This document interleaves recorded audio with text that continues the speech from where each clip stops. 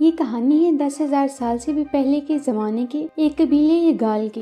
ये वो वक्त है जब दुनिया में इंसान ने इतनी तरक्की नहीं की थी और इंसानों के साथ बहुत बड़े बड़े और खौफनाक जानवर भी रहा करते थे, जैसे मेमथ और साइबर टूथ कैट। ये कबीला मेमथ का शिकार करके सरवाइव करता था क्योंकि वो बर्फीले माउंटेन्स में रहते थे, जो कि रशिया के सरतरीन इलाके आर्कटिक ओशन से लेकर काजाकिस्तान तक फैला हुआ है। यहाँ ये लोग मेमथ हाथियों का शिकार करके सरवाइव करते हैं। ये मेमथ इस इलाके में साल के मखसूस टाइम पर ही आते थे और किसी साल तो वो आते भी नहीं थे। अब भी काफ़ी टाइम हो चुका है और वो नहीं आए, इसलिए कबीले को भूख का सामना है। सब लोग बहुत परेशान हैं। लोग रिलीजन की बुनियाद पर एक औरत को बहुत इम्पोर्टेंस देते हैं, उसे वो बड़ी माँ कहते हैं। वो इनकी सबसे बड़ी मजहबी पेशवा है। उनका मानना है कि वो रूहों से बात कर सकती हैं, उनके आबाओ अजदाद से भी बात कर सकती हैं और उनसे इस मुसीबत का हल पूछ सकती हैं। वो काफ़ी दफ़ा कोशिश करते हैं लेकिन उन्हें कोई जवाब नहीं मिलता। एक दिन उन्हें जंगल से एक लड़की मिलती है जो अपनी माँ की लाश से लिपटी हुई थी। उनके गांव पर हमलावरों ने अटैक किया था। वो उसे वहाँ से लेकर कबीले आते हैं और बड़ी माँ के सामने पेश करते हैं। वो उसे देखकर कहती है कि ये हमारे 4 पैरों वाले शैतानों की पेशगोई देने आई है जो हम पर हमला करके तबाह कर देंगे, और ये उस वक्त होगा जब हम आखिरी शिकार पर जाएंगे और उस वक्त हमारी मदद के लिए एक और नए हीरो का जन्म होगा जो हम में से ही होगा, और ये लड़की जिसका नाम एवलेट है उसकी बीवी बनेगी। ये दोनों लीड करेंगे और यगाल कबीले को एक ऐसी दुनिया में ले जाएंगे जहां हमें कभी भी भूख का सामना नहीं करना पड़ेगा। वहाँ यगाल के लोग आसानी से ज़िंदगी गुजार सकेंगे। वो हमारी खुशहाली की एक नई शुरुआत होगी। कबीले वाले समझते हैं कि शायद ये 4 टांगों वाले मॉन्स्टर मेमथ होंगे और जब वो यहाँ आएंगे उनका शिकार करके हम अपनी भूख खत्म कर लेंगे और उनको मारने वाला हमारा नया सरदार और एवलेट का हस्बैंड बनेगा। कबीले के सरदार, जिसके पास व्हाइट स्पेयर होता है, वो इस पेशगोई पर बिलीव नहीं करता और अपने कबीले को बचाने के लिए मुख्तलिफ तरीके सोचने लगता है क्योंकि कबीला इसकी जिम्मेदारी था। वो अपना व्हाइट स्पेयर, अपना बेटा और कबीला टिक टिक के हवाले करके खुद किसी जगह निकल जाते हैं। पीछे से सब लोग और डिले का दुश्मन कॉल भी उसे कहता है कि तुम्हारे बाबा बुज़दिल थे इसलिए वो पेशगोई सुनकर भाग गए हैं। सब लोग उसे चिढ़ाते हैं लेकिन हकीकत ये नहीं थी। वो इस सफ़र पर किसी मकसद के लिए निकले थे जिसका अभी किसी को नहीं पता। अब डिले कबीले में अकेला था और एवलेट भी, तो दोनों की दोस्ती हो जाती है और वक्त गुजरने लगता है। दोनों एक दूसरे को पसंद करने लगते हैं और जवान हो जाते हैं। अब वक्त आ जाता है, उनके इलाके में मेमथ आ जाते हैं। सब समझते हैं कि यही है वो 4 पैरों वाले मॉन्स्टर, तो सब आखिरी शिकार के लिए तैयार हो जाते हैं। फैसला होता है कि जो भी मेमथ का शिकार करने में कामयाब हुआ वही व्हाइट स्पेयर लेकर कबीले का नया सरदार बनेगा और एवलेट से शादी भी करेगा। यहाँ डिले का राइवल कॉल भी होता है और वो अच्छा शिकारी था, तो सब समझते हैं कि शिकार वो ही करेगा। एवलेट डिले को कहती है कि हम यहाँ से भाग जाते हैं, लेकिन डिले कहता है कि मैं अपने बाबा की तरह नहीं करूँगा, मैं हालात का सामना करूँगा और मेमथ का शिकार करूँगा। मैं तुम्हें किसी भी कीमत पर अपने से दूर नहीं होने दूंगा। अब कबीले के शिकारी मिलकर मेमथ का शिकार शुरू कर देते हैं। वो पूरी प्लान तरीके से उन पर अटैक करते हैं और घेरकर एक जगह लाना चाहते हैं जहां से वो किसी एक मेमथ को पकड़ सकें, और ऐसा ही होता है।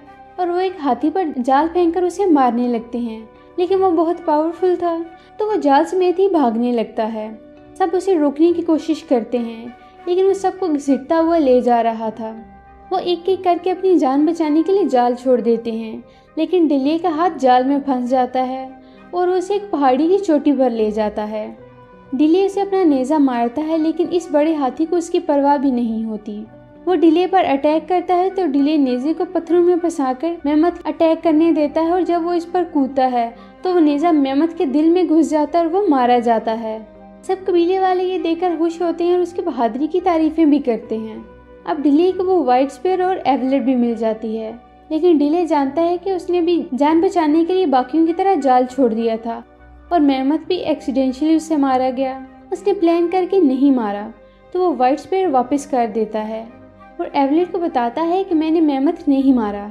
व्हाइट स्पेयर वापस करने का मतलब था कि उसने एवलेट को छोड़ दिया क्योंकि यही उनकी रिवायत थी, तो एवलेट उससे नाराज़ हो जाती है।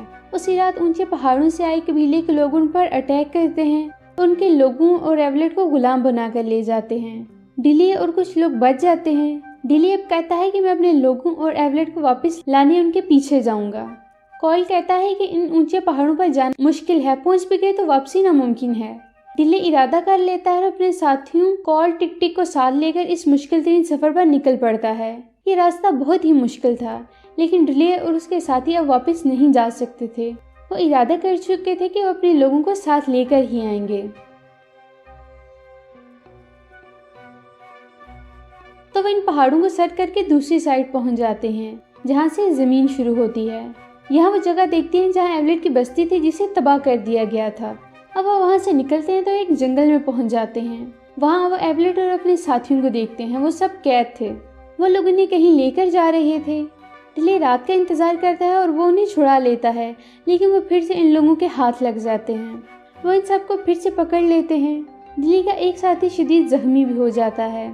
डिले इस बार भी उनके हाथ नहीं आता और वो अपने जख्मी साथी टिक टिक को लेकर निकल जाता है। रास्ते में उन्हें भूख लगती है तो खाने के लिए कुछ नहीं होता। डिले शिकार करने के लिए जाता है, लेकिन उन्हें गड्ढे में गिर जाता है। वो देखता है कि यहाँ और भी बहुत से जानवर गिरे हुए हैं और यहाँ इस जमाने के लंबे दांतों वाला टाइगर भी फंसा है, जो आज इस दुनिया में नहीं होते। डिले वहाँ से निकलने की कोशिश करता है, लेकिन वो नहीं निकल पाता। फिर बारिश होने लगती है और गड्ढे में पानी भरने लगता है। जल्द ही टाइगर डूबने वाला है, लेकिन डिले उससे कहता है कि मैं तुम्हें छुड़ा सकता हूँ अगर तुम मुझे ना खाओ तो। फिर वो उसे छुड़ा देता है। टाइगर उसे नहीं खाता और बाहर निकल जाता है। डिले भी बाहर निकल आता है। वो अपने साथी के पास जाता है, जो अब ठीक हो चुका है। वो उसे कहता है कि रात को मैंने यहाँ कुछ चीहों की आवाज़ें सुनी। वो उस बस्ती की तरफ जाते हैं जो तबाह हो चुकी थी। उस जगह किसी ने हमला किया था, तो अचानक वहाँ कुछ जंगली आ जाते हैं जो उन्हें घेर लेते हैं। तभी वहाँ वो टाइगर आ जाता है। वो सब लोग डर कर पीछे हो जाते हैं। टाइगर डिले के पास आता है तो डिले उसे याद दिलाता है कि मैंने ही तुम्हें बचाया था। वो टाइगर इसे कुछ नहीं कहता और चला जाता है।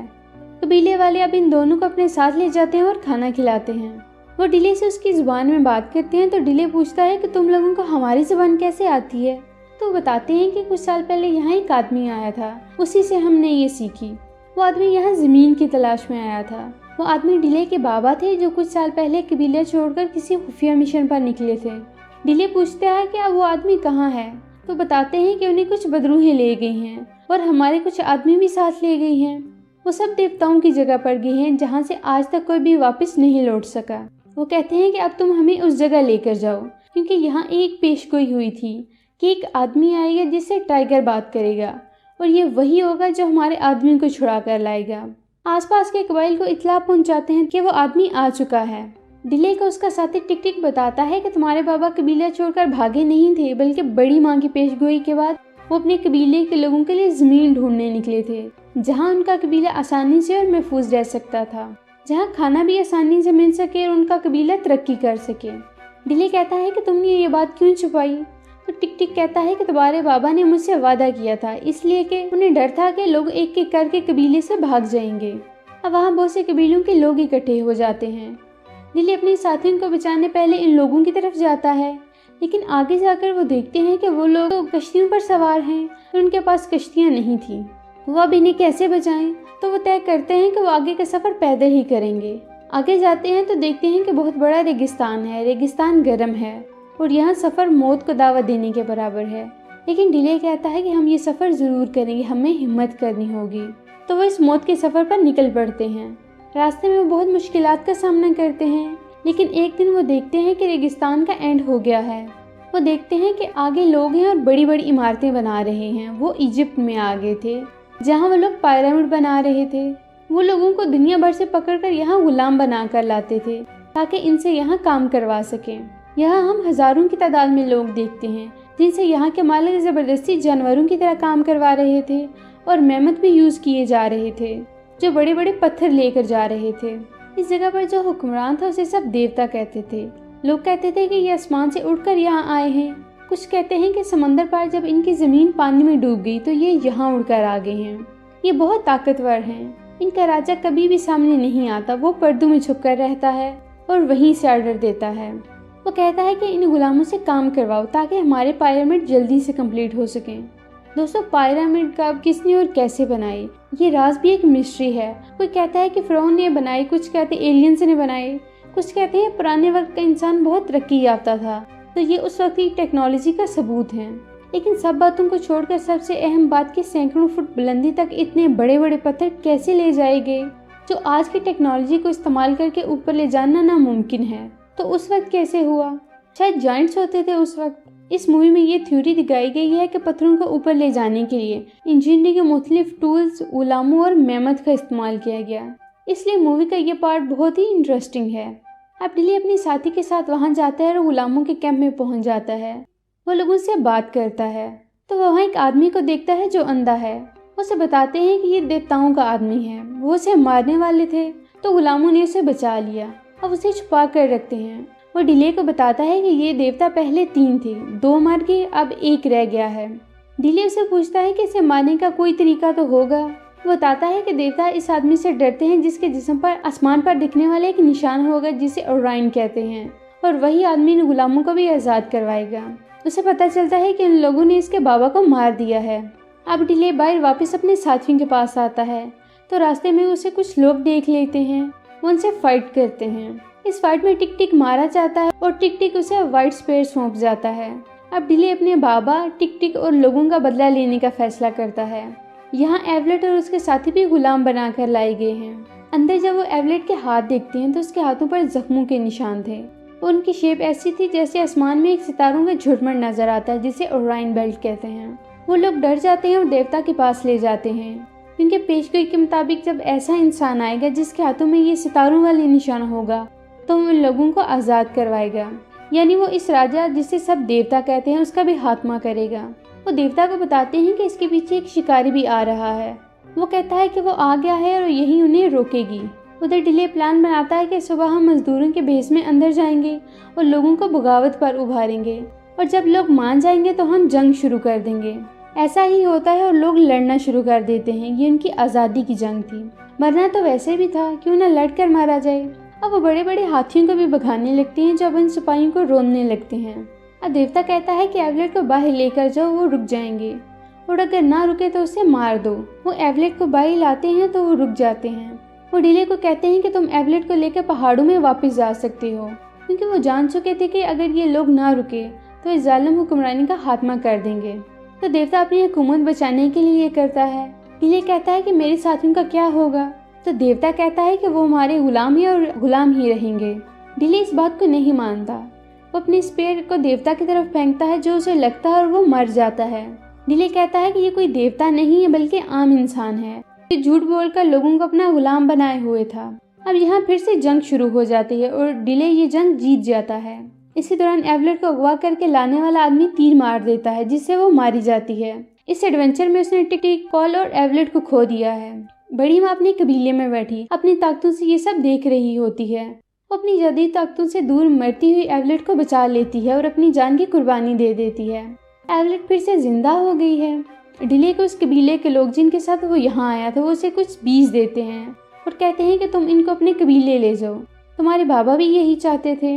इनको तुम जमीन में उगाना, ये तुम्हारे लिए खाने का बंदोबस्त होगा। डिले अपने साथियों को लेकर वापस कबीले जाता है। सब बहुत खुश होते हैं।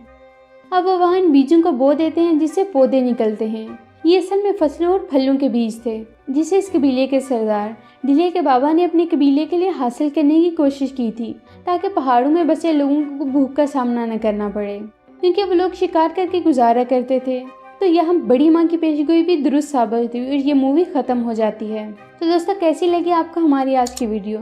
अगर आपको हमारी वीडियो अच्छी लगी तो हमारी वीडियो को लाइक करें, शेयर करें, हमारे चैनल को सब्सक्राइब करें, ताकि इस तरह की इंटरेस्टिंग वीडियोज़ आपको मिलती रहें।